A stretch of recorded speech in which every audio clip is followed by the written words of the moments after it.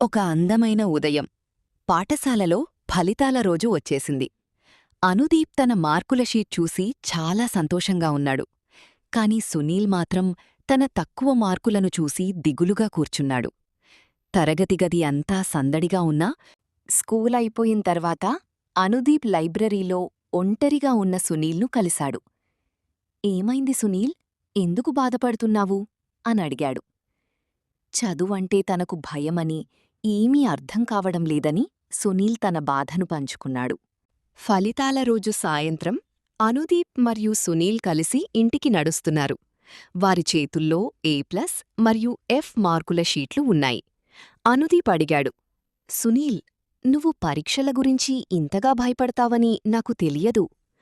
సునీల్ తన తలదించుకుని తన తండ్రి ఆశల గురించి మాట్లాడాడు. మరుసటి రోజు ఉదయం సునీల్ తన ఇంటి ముందు నిలబడి తన తండ్రిని చూశాడు. అతని తండ్రి ఒక కష్టపడి పనిచేసే వ్యక్తి. సునీల్ మార్కుల గురించి అడగలేదు, కాని అతని భవిష్యత్తు గురించి మాట్లాడాడు. నేను నీకొక గొప్ప భవిష్యత్తు ఇవ్వాలనుకుంటా. అదే రోజు సాయంత్రం అనుదీప్ తన కుటుంబంతో కలిసి భోజనం చేస్తున్నాడు. అతని తల్లిదండ్రులు, చదువుకున్నవారు అతని A+ మార్కుల గురించి గర్వంగా మాట్లాడారు. కాని అనుదీప్ మనసులో సునీల్ ఆలోచనలున్నాయి. నాకు కూడా ఒక స్నేహితుడు కావాలి అనుకున్నాడు. చదువులో సహాయం చేయడం ద్వారా తానేంటో నిరూపించుకోవాలని నిర్ణయించుకున్నాడు. పరీక్షలు దగ్గరపడుతున్నాయి. లైబ్రరీలో సునీల్ ఒక కఠినమైన పాఠ్యపుస్తకంతో పోరాడుతున్నాడు. అతనికి ఏమీ అర్థం కావడం లేదు. అతనికి కోపం వచ్చింది, నిరాశ చెందాడు. కాని అనుదీప్ అతని వద్దకు వచ్చి, మనం కలిసి చదువుకుందాం అని అనుదీప్ మాటిచ్చాడు. కేవలం పుస్తకాలే కాదు, ఆటపాటలతో చదువును సరదాగా మారుస్తానని చెప్పాడు. సునీల్ కళ్లలో ఒక కొత్త ఆశ మెరిసింది. ఇద్దరూ కలిసి ప్రతిరోజూ సాయంత్రం కలుసుకోవాలని నిర్ణయించుకున్నారు. మరుసటి రోజు వారొక తోటలో కలిశారు. అనుదీప్ క్లిష్టమైన లెక్కలను రంగురంగుల బంతులతో వివరించడం మొదలుపెట్టాడు. సునీల్ మొదటిసారిగా చదువును చూసి నవ్వాడు. అనుదీప్ మరియు సునీల్ ప్రతిరోజూ సాయంత్రం పార్క్లో కలవడం మొదలుపెట్టారు. అనుదీప్ గణితం నేర్పించాడు. సునీల్ దాన్ని చిత్రాల ద్వారా గుర్తుపెట్టుకున్నాడు. వారు చరిత్ర గురించి మాట్లాడుకున్నారు. సునీల్ రాజుల బొమ్మలు గీశాడు. ప్రతి పాఠాన్ని వారు సరదాగా మార్చుకున్నారు. వారి నవ్వుల శబ్దాలు తోట అంతా వినిపించాయి.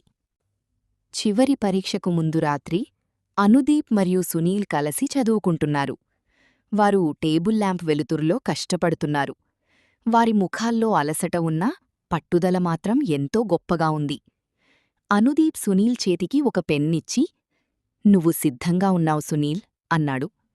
వారి మధ్య ఉన్న బంధం కేవలం చదువుకోసం కాదు, పరీక్షా హాల్లోకి సునీల్ అడుగుపెట్టాడు. అతను నిశ్శబ్దంగా తన సీటులో కూర్చున్నాడు. ప్రశ్నపత్రం చూడగానే అతనికి మొదట భయం వేసింది. కాని అతను తన స్నేహితుడు చెప్పిన విషయాలు, గీసిన బొమ్మలు, నవ్వులు గుర్తుకు తెచ్చుకున్నాడు. పరీక్షలు ముగిశాయి. ఫలితాల కోసం ఎదురుచూస్తున్న ఆ రోజుల్లో ఇద్దరూ కలిసి ఫుట్బాల్ ఆడుతూ గడిపారు. గెలుపోటముల కంటే తాము చేసిన కృషి ముఖ్యమని వారికర్థమైంది. ఫలితాలొచ్చాయి. సునీల్ మంచి మార్కులతో పాసయ్యాడు. తన మార్కుల షీట్ పట్టుకుని పరిగెత్తుకుంటూ వెళ్లి అనుదీప్ను హత్తుకున్నాడు. అనుదీప్ కళ్లలో గర్వం కనిపిస్తోంది. ఒక టాపర్ సహాయం ఒక డల్లర్ను విజేతగా మార్చింది. ఈ కథ మనకొక గొప్ప పాఠాన్ని నేర్పుతుంది. స్నేహమంటే కేవలం కలిసి ఉండటం కాదు, ఒకరినొకరు అభివృద్ధి చేసుకోవడం. అనుదీప్ మరియు సునీల్ ఇప్పుడు కేవలం స్నేహితులు మాత్రమే కాదు, ఒకరికొకరు బలం. సహాయం చేసే గుణముంటే ఏ లక్ష్యాన్నైనా చేరుకోవచ్చు.